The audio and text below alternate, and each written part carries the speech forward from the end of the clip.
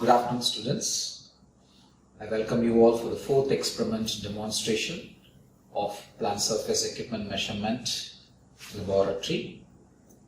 And we have finished 3 experiments, practical ones. The first one was heat exchanger, the second one was flash drum, the third one was 3-phase separator. Now we are moving on to the fourth experimental demonstration of our lab. The name of the equipment what you are seeing is called gas contactor or a distillation packed bed column. Now we will go into the parts one by one. Now we are seeing the equipment tag, the equipment description format of this experimental unit. It's called gas contactor demonstration. The designer of this experimental unit is Darby Tech. It's from Canada. It's sponsored by Oman LNG company to our laboratory. Now we'll be able to show you the air filter. What you're seeing now is the air filter, and the next part of this experimental unit is the blower, air blower. And it's the pipeline, a valve, and what sir is pointing to is the rotameter, flow meter, rotameter. It is for air and it enters into the column.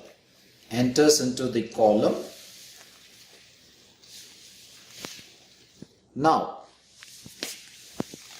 what do we show to you here is the pump. The nature of the pump is centrifugal. What sir is showing to you is the suction side of the pump, and now what sir is pointing to you is the delivery side of the pump. The fluids are able to pass through the flow line, and what sir is pointing to you now is the ball valve. Now the fluid enters into the rotameter, a fluid rotameter, and it drops down from the top to the bottom of the column. Now let's have a look at the internals of the column. This portion of the column is called a packed bed column.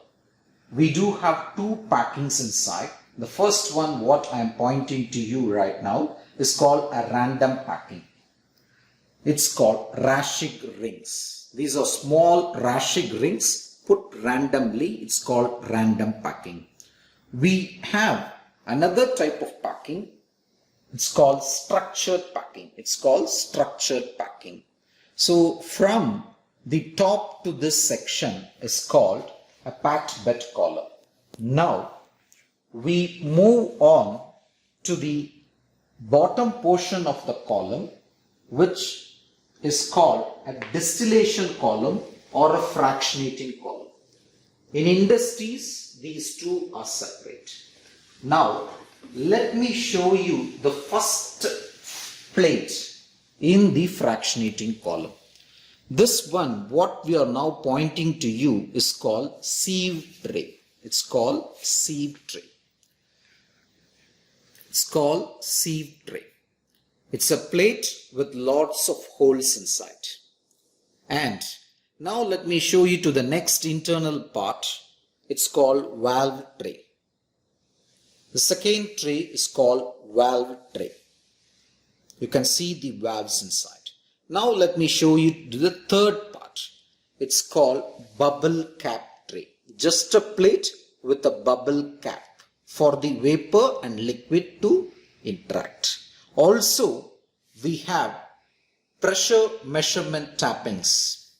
The one which I'm pointing to you right now is called the pressure tapping. Here you will be inserting a differential pressure manometer to read the pressures between this section and this section. You can also do it for other sections. And that is all with the parts. Now let's move on to the operation. Now what sir is pointing to you is called the differential pressure manometer. It's a device to measure the pressure drop across the 2 sections of a column. As I've said, you can plug these here at point number 1 and point number 2 and take the readings in the differential pressure manometer. You can also do it for all other sections. It measures and gives the P1 minus P2 delta P. So now what we are seeing is the power unit for this experimental unit. We do have one display here and two switches. The first one is for the blower, first one is for the pump and the second one is for the blower. So now sir is adjusting the flow rate of the air which is coming from the blower. What you are able to see is a float of the rotameter which is showing a reading of around 9 SCFM. SCFM stands for standard cubic foot per meter. And across the other side of the rotameter you have other set of graduations. It says it is around 15 to 16 meter cube per hour. That is the flow rate. Now the air which is blown from the blower is entering into the column. The pump is also switched on. You can see the water is being pumped from the bottom to the top. It enters into the rotameter. Here also we do have two graduations. One is called GPM. The units for GPM is gallons per minute, and on the right hand side you see liters per minute. So this rotameter is different from the previous rotameter. This is a liquid rotameter, the other one is a gas rotameter. The fluids do raise up and fall down from the top. It goes towards the bottom of the section. As it is explained already to you, it enters the random packing, also into the structure packing. So what will happen here in the packed bed distillation column, the gas which is coming from the down and the liquid which is coming from the top will both contact. So that's why this column is called a gas contactor column. So the section from this to this is called, from this end to this end is called a packed bed column. A packed bed column is the best way to have a vapor liquid contact for better reaction rate between the vapor and the liquid. Now let's move on to the downside of the column, which is called a fractionating column. Now what you're seeing on your screen is the liquids falling onto the first tray. We have already introduced to you what is the first tray. The name of the tray is called sieve trays. It is just a plate with lots of holes inside. The vapor do come from the down and the liquid falls from the top. So what will happen, they both contact here in this section and they exchange the heat as well as mass. So when mass and heat are exchanged, the better reaction happens in ORPIC, in a refinery distillation column. This unit is only available in a ORPIC, not mostly in PDO and Schlumberger. PDO and Schlumberger is more of exploration, searching for oil and production. But ORPIC uses this column for separating the oil and the gas to have a better mass and heat transfer. I am again sorry, we are not heating inside the college. We are only using the compressed air and blown air to show you the heat so that you can understand the fluid dynamics. Let me show you what happens in the second tray. The name of the second tray is called valve trays. Valve trays. So what happens? The vapor rises from the down, lifts up the tray. I hope you can see the trays are moving up and down. It's shaking because too much of vapor is able to push the plate, and when there is a difficulty here, better is the separation. The gas and the liquid will be separated with greater efficiency. Now we move on to the third type of separation tray. It's called bubble cap. Now you can see here the vapor which is coming down from the downside of the reactor lifts up, hits the top of the plate, change the direction to the sides, and it exits out this way and this way. Wherever there is a gap, it will be exiting out. So when the difficulty is more, the efficiency is higher. If students want me to compare the first, second and three efficiencies of these trays, I would say a rough number. The first one, sieve tray, is around 67. The second one, plate tray, is around 79. And the third one, bubble cap distillation, is greater than 82. These are the ways in which we have a vapor-liquid equilibrium, a contact established between vapor and liquid to have better reaction rates. Better reaction rates. The liquids do drop down to the bottom of the column, the vapors do climb up. So when there is a difficulty in each sections, better is the separation. Now what I am pointing to you is called a weir. I believe you are able to see this section, a small cross-cut pipe through which the fluids will raise up, fall inside. So that's how the fluids are going down from the top through all the trays. You might wonder, students might wonder, the liquid cannot go through the holes or the plates. It is not supposed to go through that way. Only vapor should be climbing up through the holes or the valves, but liquid has to go only through this pipe. The name of this pipe is called weir, W-E-I-R. That's the liquid outlet for the tray, and these are the vapor. If too much of vapor is coming, we call it as a flooding happening.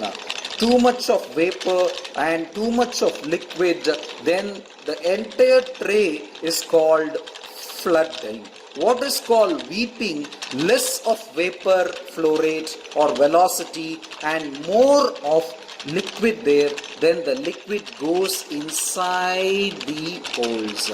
These two should be at optimal conditions. We should not have too much of liquid going through these holes. We should not have too much of liquid falling down. Both are difficult conditions. Flooding is also difficult. Weeping is also difficult. Weeping means liquid coming through the trays. That's not good. We have to maintain the optimal, the correct flow rates to operate the column. Now let's show you how we can measure the pressure drop between two sections. Now what sir is pointing to you is plugging the pressure manometer. The name of the manometer is called differential pressure manometer. Differential pressure manometer. It is able to give the pressure drop between the two sections. For example, it says it's 0.3 millibar. 0.3 millibar. So you can also 0.3 to 0.4 millibar. The pressure across the section, random packing and structured packing is what we captured as a data, 0.4 millibar. You can also change to different units, different units like PSI, it's possible. What is being shown to you is the pressure drop between these two sections. So if you know the pressure drop, you can substitute it in equations to calculate the flow or the efficiency. Now again it is around 0.4 millibar. Also the same pressure drop here. When we operate it in different fluids and industries, we get different readings. Now we are taking the reading for a sieve tray. What is the pressure drop in the sieve tray? It is almost less value. It's 0.1 millibar. Keeps fluctuating, 0.1 millibar. The same operating way for measuring the pressure drops. You see that when there is a lot of interfacial tension between the gas and the liquid, more interfacial area, better is the separation between liquids and the gas, or better is the reaction rate. So mass transfer also happens, heat transfer also happens, and that is why you see a very big number here. It is 4.1 millibar is the pressure drop. We can do the same thing for all other trays. This is how we measure the pressure drops, and you can substitute it in the equations to measure the efficiency. Okay, now we have come to the end of the demonstration. We have finished the technical explanations of the packed bed column as well as the fractionating column. But in industries, these are not available in one column. There are two separate ways of doing the reaction, better heat and mass transfer. But in our college, we wanted to show you, so with this design facility, what we have here. So in industries, it's two separate columns, but in college, it is all shown in one column. So there is no big shutdown procedure for this. We have to shut down the walls and as well as the power unit. So you can copy down the readings, what is shown to you. You can copy down the readings, what is shown to you. So I believe we had some 2 to 3 readings of pressure drops here. Pressure drop across this random packing as well as the structured packing. It was around 0.3 or 0.4 millibar. You can copy that as a data. And another data information is about NC tray. We had higher value. You can copy that, the second data or information. The third data is about the flow rate. When we pointed out to you people in the video, we would have seen the float position. Where the float position is there, you could have you can copy that as a reading. Same thing, you can do it for the air flow rate. But please watch for the system of units, whether you are copying the GPM or LPM, gallons per minute or liters per minute. Please be careful with the system of units. And for the conclusion, you can write 2 points from the manual which is provided by the college. 2 points of what did you learn from this experiment, and as well as 2 more points. It's a usual practice here in our college. 1 point for maintenance, industries, how this is maintained, or in the lab, how it is maintained, and as well as 1 troubleshooting. You will have to go for books or websites to find a problem, write the problem, and also write what you think as a solution for it. That's it with this experiment. We can meet you in the next experiment. Thank you. See you all.